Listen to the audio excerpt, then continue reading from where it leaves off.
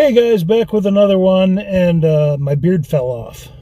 No, I actually messed up trimming it, so I had to shave it off. But it's coming back. But today I'm going to be going to a place called Manny's that is a resale shop in Monroe, and the Monroe Mall, or the Mall of Monroe, where they have a couple of antique stores in there.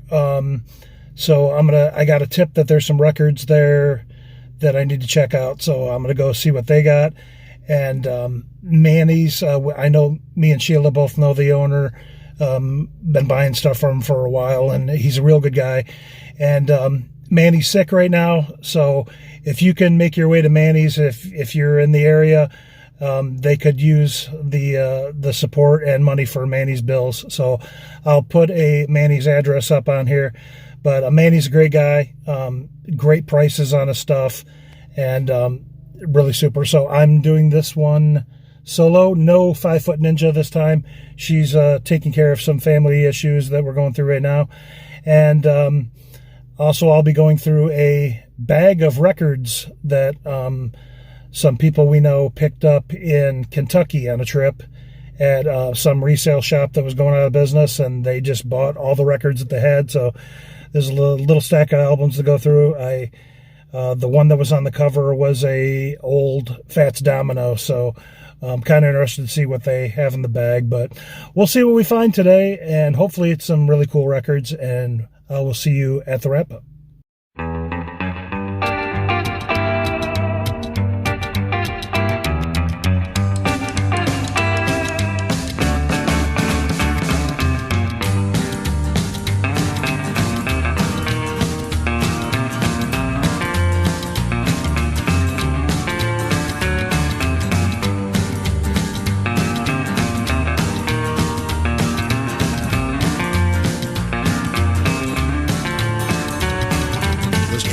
Mummy's death things causes shiver and earthquakes. Out of their tombs come sexy zombies, dead corpses are wet.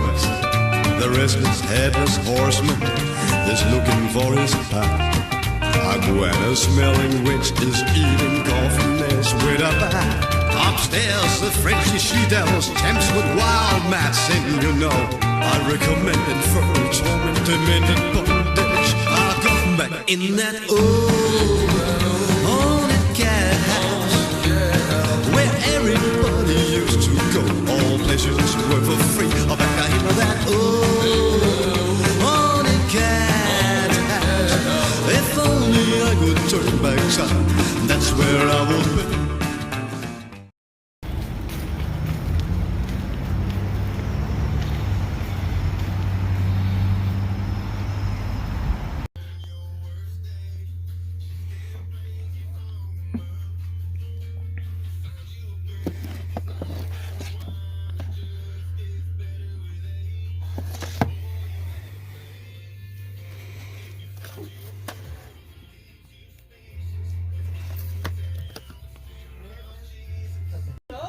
With that too.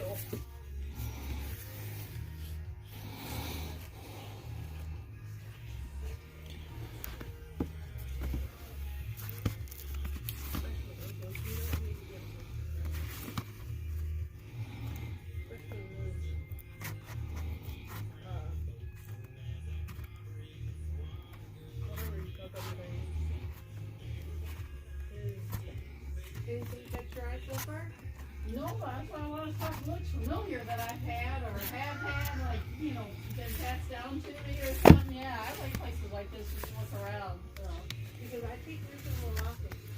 Oh, do you? Yeah. No, nothing that I can't. In fact, I bring more stuff home. My husband's going to shoot me.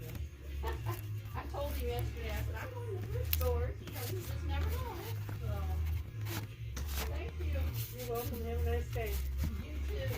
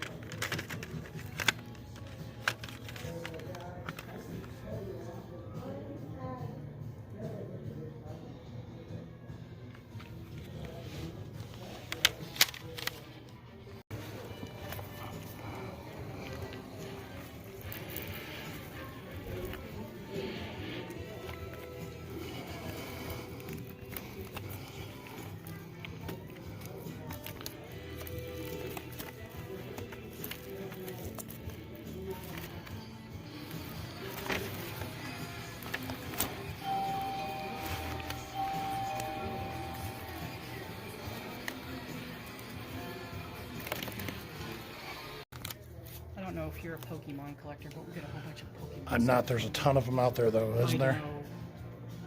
Nick.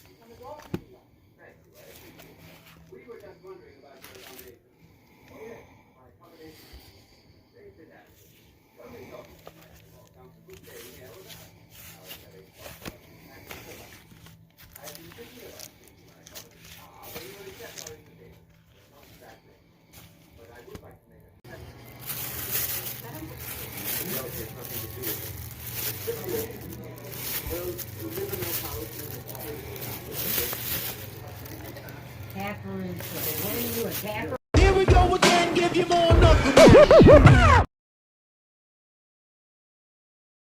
Okay, guys, so wrap-up time. Another solo wrap-up attempt, as Sheila the 5-foot assassin is still out of town with some ongoing family issues.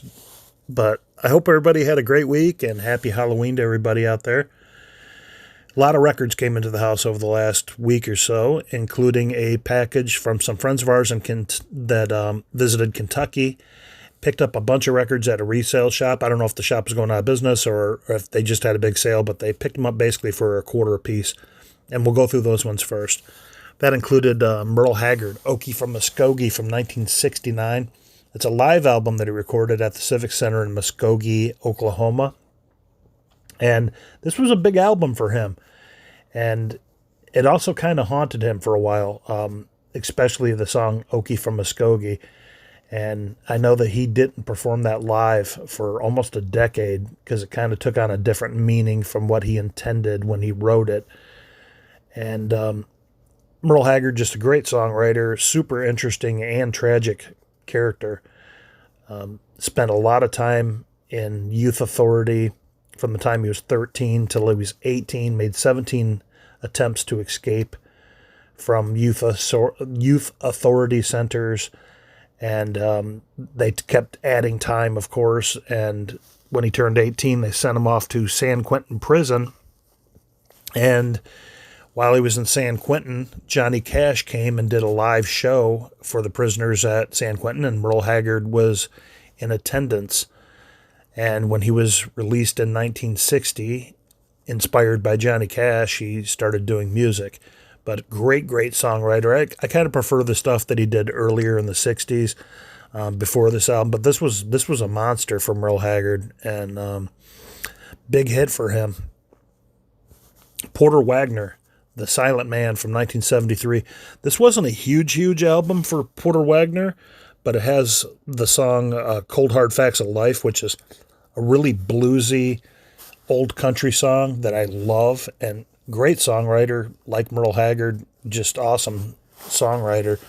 Longtime writing partner of Dolly Parton, and he kind of introduced her to the world through his Porter Wagner show and her appearances on it between the 60s and 80s. But really cool song, Cold Hard Facts of Life, really bluesy. Point Blank, American Excess from 1981. This is a band from Texas. They cracked the top 40 with this album with a single called Nicole, and then broke up a few years later, 1984. The Chambers Brothers' Greatest Hits from 1970. This is a promo copy. And there's some damage to the bottom of the sleeve, but the most interesting thing about this album, the Chambers Brothers are great, but the most interesting thing about this is that it doesn't include their greatest hit, which is Time Has Come Today. Not sure why that is, but yeah, it's not on there. That was on the greatest hits that came out, I think, a year later, 1971. Johnny Rivers, Realization from 1965. Hit number 5 on the charts This is a really psychedelic Johnny Rivers album. Includes a slowed down, kind of haunting version of Hey Joe. But what I enjoy most about it is the song Going Back to Big Sur that Johnny Rivers actually wrote. I think he only wrote 2 originals on this album. It's mostly covers. Ricky Nelson, Best Always from 1965. And I like Ricky Nelson. I know that there's, he was the teen idol bubblegum kind of pop guy, but I really like his voice, and he did some decent material. I think he was kind of underappreciated as a vocalist and performer. But this includes a song called When the Chips Are Down that was written by Seals and Croft before they went out on their solo careers. Jan and Dean, the Little Old Lady from Pasadena from 1964. And surf rock album, Jan and Dean. They were big around the same time as the Beach Boys, and that whole surf craze was going on. But the Little Old Lady from Pasadena was a big hit for them, and that was actually inspired by a Dodge commercial that was out at the time that had this woman named Catherine Minter, I think her name was, that she rolls down the window in the commercial and she says, "Put a Dodge in the garage, honey." And that was a popular commercial, and that's actually her on the cover of the album. The woman from the Little Old Lady from the Dodge commercial, that's her on the cover. The Staple Singers, Be Altitude, Respect Yourself. This was recorded at Muscle Shoals Studio in 1972. Awesome, great album. Includes I'll Take You There and Respect Yourself singles, but just really, really, really strong album. The OJ's, Full of Soul from 1968. This was their first compilation album, and this is really early OJ's material. I think this is a UK release. This was their first compilation album, but it includes Who Do You Think You Are, which is a super awesome song. Great driving bass line in it. And we have Neil Diamond, Love at the Greek from 1977 live album. This was from an NBC special that he did in 1977. His second live album, his first one was Hot August Nights, also I think recorded at the Greek Theater in Los Angeles. But this one was produced by Robbie Robertson from the band. And it's a live Neil Diamond album. I mean, you know what you're getting with live Neil Diamond. Fats Domino. This is Fats from 1957 rather. This is his third album. It includes Blueberry Hill and Blue Monday. Really strong album on Imperial. The Beach Boys, Best of the Beach Boys from 1966. This was their first compilation album. And it was released a few months after Pet Sounds. And this is singles from their first few albums between 1963 and 1966. It's singles and B-sides, mostly from Surfer Girl. So in addition to the records that we got from Kentucky, I stopped at 2 different places in Monroe, Michigan. One of them, Manny's, which is a resale shop on South Monroe, or on Monroe Street rather. And the address is earlier in the video. And the Mall of Monroe, which has a antique shop in there, a couple of antique shops actually that have pretty affordable albums. There's 3 or 4 total in there. 2 of them I would recommend. But in Manny's, I picked up a couple of cassette tapes. The first is Red Fox, the Best of Red Fox on Truck Stop Records from 1996. And it's just a compilation of his older material, live material. But pretty cool.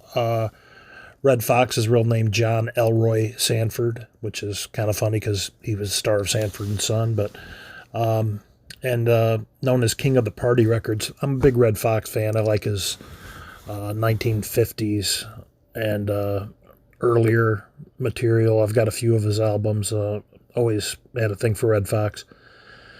Also picked up a sealed cassette tape from 1994 Lincoln Town Car, and that was a when you bought the car, the tape came with it, and you'd pop the tape in, and that was your introduction to your vehicle. It talked about all the features on the dashboard, all of the controls that were in the interior of the vehicle, and that was just an introduction to your brand new Lincoln Town Car in 1994. I just thought it was really cool. I used to work at a Ford dealership, and I remember having those tapes on hand.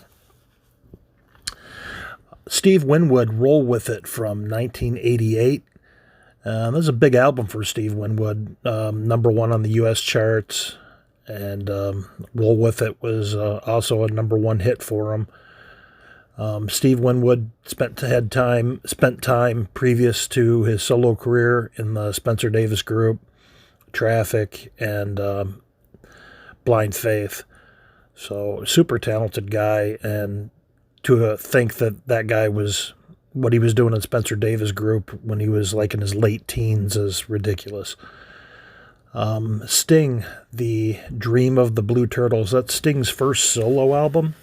Hit number 2 in the U.S., number 3 in the U.K., 3-time platinum album. And that has the singles If You Love Someone, Set Them Free, and Love is the Seventh Wave, which were both successful singles for Sting. CDs, picked up a few CDs. Outcast, Idlewild from 2006. That's a soundtrack to a musical film by the same name, Idlewild. Hit number 2 in the U.S. charts. That was the 6th and final album that Outkast did, sadly. I liked Outkast. I wish those guys would get back together. The Roots, Phrenology from 2002. This is number 28 in the U.S. charts. That was their 5th studio album by The Roots. A great group. And Ludacris, Release Therapy from 2006. That's his 6th studio album. Number 1 in the U.S. Platinum album. 2 big singles on it. Moneymaker was a number 1 hit for him, and Runaway Love was a number 2 hit for him. With he did that song with Mary J. Blige, and he won a Grammy for Best Rap Album for that particular album. So while I was at Manny's, I picked up 1 LP, in addition to the tapes that I picked up over there. Steve Winwood, Arc of a Diver, 1980, his second release. Steve Winwood played every instrument on this album. He wrote every song, he engineered it, and he produced it. So he literally put out the album on his own. Hit number 3 in the charts. The cover art on it was by Tony Wright. I'm surprised Steve Winwood didn't do the cover art himself, but Tony Wright was famous for doing reggae covers. He did the Upsetters' Super Ape, and he did Bob Marley and the Wailers' Natty Dread album as well. So I wasn't aware that was Tony Wright who had been doing those covers, but I've apparently always enjoyed his artwork because I love those covers. Simon and Garfunkel, Greatest Hits Volume 2 from 1974. This is a Japanese release on CBS Sony, and it's the exact same track list as the 1972 Greatest Hits album that came out after they broke up. But it's the same track list: Mrs. Robinson, The Boxer, Bridge Over Troubled Waters, Cecilia. This was released, like I said, after Simon and Garfunkel broke up, and this was 2 years after the U.S. release, and it was repackaged as a Greatest Hits Volume 2. I'm not sure why. Sam Cooke, Twisting the Night Away from 1962. I was super excited to find this album. I'm a huge Sam Cooke fan. This is his 8th studio album. I would love to collect every Sam Cooke studio album that was produced during his life. A lot came out after he had passed, but this one hit 74 on the charts, and this was the Twist album. This was capitalizing on the popularity of the Twist dance that was super popular at the time. So like 5 or 6 songs on this album have something to do with the twist. The song "The Twist" is on here. "Twistin' the Night Away," of course, was a big hit for him. There's one called "Twistin' in the Kitchen with Dinah." But super album. Sam Cooke's just an unbelievable talent. Count Basie, chairman of the board from 1959. This was on Roulette Records. And Count Basie did a zillion albums. I don't know how many, but he recorded from the 20s into the mid 80s.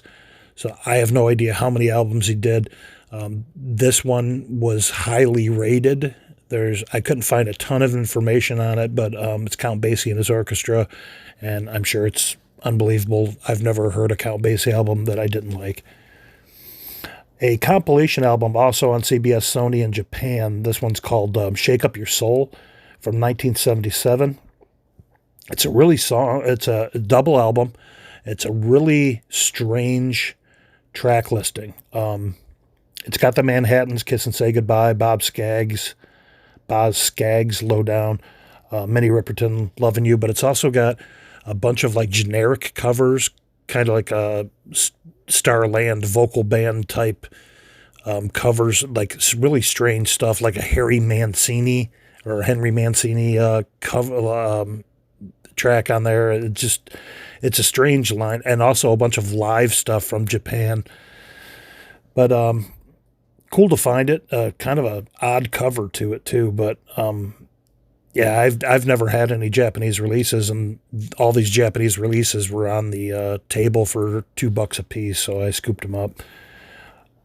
So that's Shake Up Your Soul from 1977. The Stylistics, Fabulous from 1976. H&L Records, also a Japanese release. This wasn't a big hit album for the Stylistics. Their peak was like 72 to 74. This one hit 117 on the charts.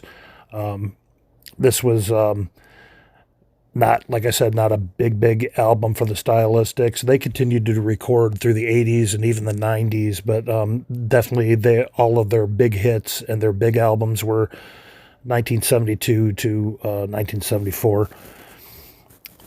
Wilson Pickett, The Exciting Wilson Pickett. This is an amazing album, and this thing is in great shape. Hit number 3 on the charts, the highest charting album of his career.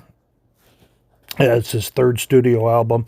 This was when Wilson Pickett was transitioning from Stax to Muscle Shoals.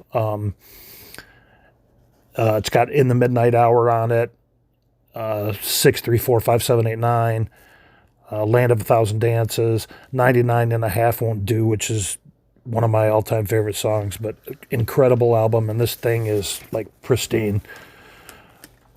Another album, a Japanese album that I have no idea about. I just got it because it looked really weird, and I'm probably going to butcher the pronunciation. Nico Pun, or Nico Pun. It's a children's album, and that was apparently a children's program that ran on TV from the 80s to the 90s. I know nothing about the show. It apparently became an anime cartoon and a video game of some sort. Nico or Nico means smile in Japanese, apparently. But I couldn't find any information on it at all, not on Discogs, not on eBay, not on anything. Sam Cooke, So Wonderful. This is from 1969. This is one of the albums that came out, compilations that came out after he had passed. But I've never seen it before. It's got Wonderful World on it in Summertime. Really, anything by Sam Cooke's amazing. But yeah, that was definitely a compilation that came out after he had passed on Famous Entertainment. Harold Melvin and the Blue Notes, self-titled. This is also a Japanese release on Epic from 1972. And this is a compilation of their greatest hits. It's got If You Don't Know Me By Now and I Miss You on it. Teddy Pendergrass, of course, a member of Harold Melvin and the Blue Notes. The Spinners, one of my all-time favorite bands. Second time around from 1970. This was a VIP label, which is Motown, basically. It's an offshoot of Motown. This was their second album, and the last one that they would do with Motown, they ended up signing with Atlantic after they finished doing this album. But the big hit on this one was It's a Shame. Stevie Wonder produced that song for him. Hit 199 on the charts. Bob Seger and the Silver Bullet Band, Against the Wind, from 1980. And this was a big album for him. It hit number one. It was his first and only number one album. It actually knocked Pink Floyd's The Wall off the charts, if you can believe that. He ended up winning a Grammy for Best Rock Performance for this album as well in 1980, but it's got Fire Lake on it.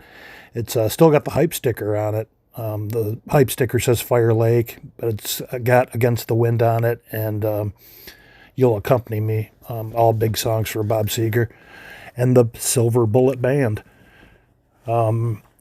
A copy of Elton John, Victim of Love, from 1979. This was Elton John's disco album, and Elton John didn't write any of the music, didn't write any of the songs at all, and he didn't play any instruments on it. He just lended his vocals to it. And he wasn't apparently a big fan of it because he did no promotional work for it, and he did no tour to support it. The album itself is only 36 minutes long, and this was, and Elton John admits this in interviews, just trying to capitalize on disco, but disco, this is 1979, disco was on its way out, so a little too late there. But I picked it up basically because it was sealed, and it's a 1979 copy and it's sealed, so I thought that was pretty cool. The Beatles, 1962 to 1966. This came out in 1973 on Apple, double album. It's just a greatest hits of their earliest stuff. Came out with a blue one. The blue one is songs from 67 to 70, and the red one is their earlier material. And this was pretty much released to counter a bootleg that was going around and being sold on TV called Alpha and Omega, which was a Beatles compilation that was sold on TV. But nevertheless, it's in great shape. And yeah, really anything Beatles. I think we already have a copy of this, so this will go into the trade box. And also one that I already have, but it's a great trade album, Michael Jackson's Thriller from 1982 on Epic, and this thing is in great shape. It doesn't have the poster in it, though. It's hard to find the poster anymore. It's his sixth studio album, but thing's just chock full of hit after hit after hit. The Girl Is Mine, Billie Jean, which was a number one for him, Beat It, which was a number one for him, Got to Be Starting Something, PYT, Thriller, Human Nature, all of those top 10 hits for him.